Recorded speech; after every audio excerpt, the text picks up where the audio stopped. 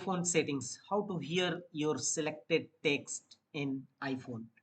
iPhone speak selected text or the entire screen. iPhone can also provide feedback and speak text corrections and suggestions as you type.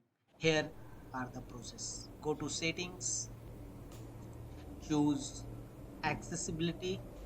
Here you will find the option spoken content. Here enable a speak selection, a speak screen, a speak controller. All these options should be enabled. Again, go to back and highlight content, turn the toggle button on, enable words, words and sentence as you wish. You can choose any of them, background color, and finally